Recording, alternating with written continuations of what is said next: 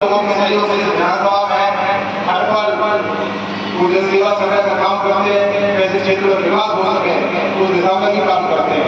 और निश्चित रूप से एक वो अपने दिलों में घुस गए हैं उन दंगाइयों जो मैनपुरी को लूट कर खाते थे। ऐसे सब लोग आज कई बार कहते ना ऐसा चोर भी चोरी हो गए, चोर भी चोरी हो गए, अब कोई चोर दिखाई नहीं देता। ये क्योंकि उत्तर प्रदेश में योगी आदित्यनाथ जी का शासन है। और यही होता है, यही होता है जब मजबूत सरकार होती है, यही होता है जब पूर्ण बहुमत की सरकार होती है, यही होता है जब ताकतवर सरकार होती है। तो गुंडे माफिया उत्तर प्रदेश से जैसे आज बाहर निकल गए हैं, इसी प्रकार कल्याण सिंह जी की जब सरकार थी उस समय भी या तो गुंडे रेल में थे या तो जेल में थे, कोई दिखाई नहीं देता था। तो आज हम सब लोग फिर एक बार चुनाव की बिगा पर बैठे हैं और ऐसे लोग वह भी चुनाव लड़ रहे हैं जिनका इतिहास माफियागिरी का इतिहास रहा है। लेकिन समय बदला है और वो बदला है केवल आपकी एक उंगली की ताकत के कारण। तो इसलिए इस उंगली की ताकत का भरपूर प्रयोग करना है। मैं आज के अवसर पर आपसे 2-3 बातें करना चाहता हूं।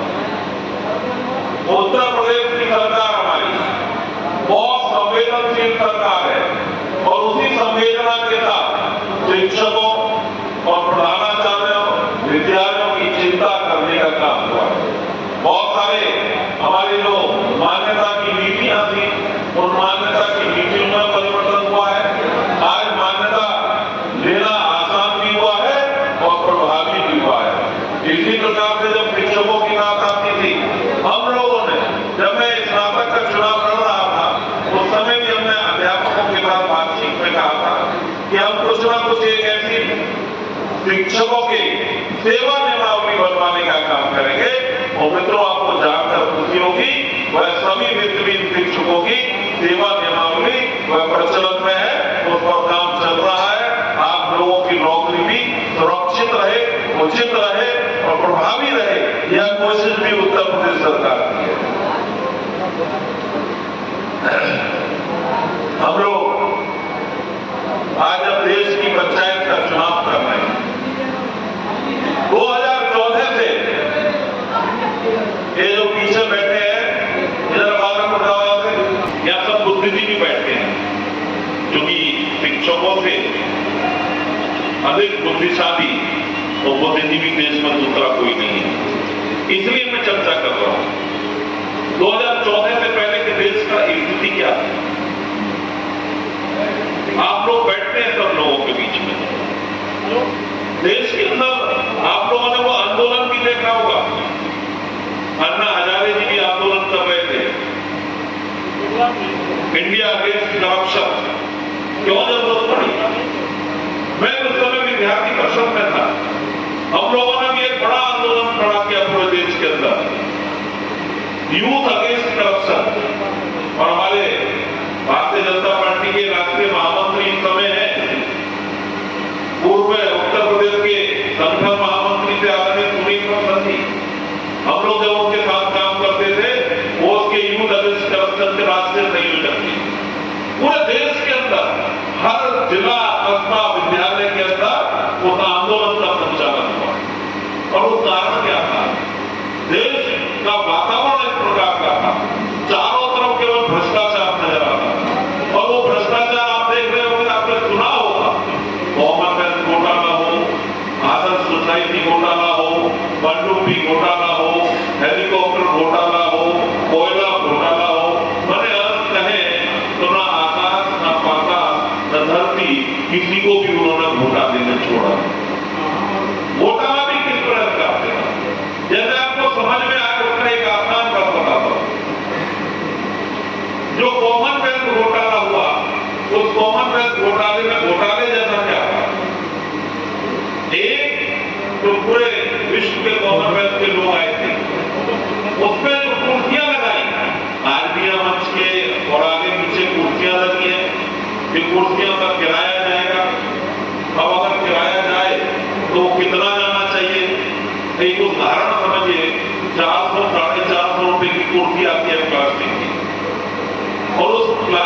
कुर्सी का किराया 42,000 रुपए तक हो जाए, जिसकी कीमत 400 साढ़े 400 रुपए है और उसका किराया वो 42,000 रुपए तक पहुंच जाए, तो आपकी समझ में आ गया होगा मैं क्या कहना चाहता हूं। जिन चीजों को आसानी से खरीद सकते थे उनको किराए पर लाकर और वो 40-42,000 रुपए किराया देकर, ये एक उदाहरण है। ऐसी अनेक पनडुब्बी घोटाला, हेलीकॉप्टर घोटाला या अदर सोसाइटी का घोटाला, टूजी इंस्पेक्टर छोटी बात हो जाएगी, क्योंकि यहाँ बैठे 80-90% लोगों को तो मैं नाम से जानता हूँ और मुझे पता है यहाँ बैठे 80-90% लोग भारतीय जनता पार्टी के पक्ष में ही मतदान करेंगे। मुझे पता है यहाँ कई ऐसे लोग होंगे जो पोलिंग वाले दिन 7 तारीख को घरों से निकलवा के भी लोगों के वोट डलवाएंगे। तो यहाँ वोट मांगने का तो कोई औचित्य दिखता नहीं। यहाँ अगर कुछ मांगा जा सकता है तो केवल आपका आशीर्वाद मांगा जा सकता है। आज तो यहाँ पर लोग बैठे हैं, ये सभी इतने क्षमतावान लोग हैं कि इनकी ताकत खुद का और अपने परिवार के लोग से आगे लग सकता है। जो लोग विद्यालय चला रहे हैं बच्चों का, उनकी कम से कम नहीं 500 वोट प्रभावित करने की क्षमता है। जो लोग डिग्री कॉलेज चला रहे हैं, हमें भैया दे रहे हैं, जो 1000-1500 वोटों को आराम से प्रभावित कर सकते। आप सभी को आमंत्रण करने का उद्देश्य ये था कि चुनाव में अब मात्र 5 दिनों का समय बाकी है। लोकसभा क्षेत्र आप जानते हैं कितना बड़ा है, एक तो अपना जिला और जिले के बाद भी एक किस्मतनगर अलग जिला। सब जगह हमारे प्रत्याशी घरों में पहुंच जाए ऐसा संभव नहीं है, सब जगह हम लोग पहुंच जाए ऐसा भी संभव नहीं है। तो इसीलिए आज हम अपना थोड़ा सा हार आपको देना चाह रहे हैं कि हमारा थोड़ा सा हार आप लोग स्वीकार कर लीजिए और अधिक से अधिक लोगों तक, मुझे पता है आप लोगों की क्षमता, अगर प्रतिदिन 20-25 लोगों को भी वोट कर देंगे तो भी भारतीय जनता पार्टी का कम से कम नहीं 5,000 वो गांव विधानसभा में बढ़ जाएगा कि नहीं बढ़ जाएगा। आप लोगों को भले ही अपनी क्षमता में संशय हो, लेकिन मुझे आप लोगों की क्षमता में कोई संशय नहीं। मैं जानता हूँ यहाँ बैठे सभी लोग प्रभावशाली लोग हैं और मतों को प्रभावित करने की क्षमता रखते हैं। मोदी सरकार ने क्या किया है आपको बताने की जरूरत नहीं, आप सब लोग प्रबुद्ध लोग हैं। आप सभी लोग टेलीविजन अखबारों के माध्यम से पिछले 10 साल से मोदी जी का कार्यकाल देख रहे हैं। मैं तो बस 2 मुद्दे आपकी तरफ आपका ध्यान आकर्षण करना चाहूंगा, सिर्फ 2 मुद्दों। 2019 के चुनाव से पहले आप सब लोगों को याद होगा घटना हुई थी पुलवामा, सभी को याद होगा, देश के वीर सैनिक शहीद हुए थे। आतंकवादियों ने कायरतापूर्ण हरकत करते हुए हमारे देश के सैनिकों को शहीद करने का काम किया था। वो जो भी नौजवान देश की सुरक्षा में शहीद हुए थे वो हमारे कोई रिश्तेदार थे, हमारे कोई परिवार के थे, हमारे दोस्त यार थे, कुछ भी नहीं। लेकिन उस समय पूरा देश भाव विभोर था, पूरे देश के मन में एक भावना उठ के भरी थी कि हमें किसी भी तरीके से बदला लेना।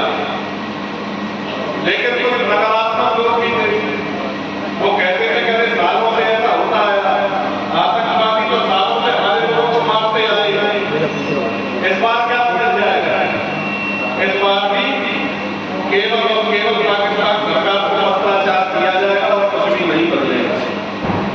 लेकिन मैं दावे के साथ कह सकता हूँ, यहाँ जितने भी लोग बैठे हैं, जिस दिन भारतीय वायुसेना पाकिस्तान में एलओसी क्रॉस करके घुसी और 500 आतंकवादियों को मौत के घाट उतारा, ऐसा कोई व्यक्ति नहीं होगा जिसकी छाती गर्भ से छोड़ी है। कोई ऐसा व्यक्ति ना वो हमारे बेटे थे, ना रिश्तेदार थे, ना हम जानते थे, लेकिन एक भावना थी कि देश के सैनिकों को कायरतापूर्ण हरकत करके मारा गया, उनका बदला हमें लेना है। और जब हवाई जहाज उड़ाते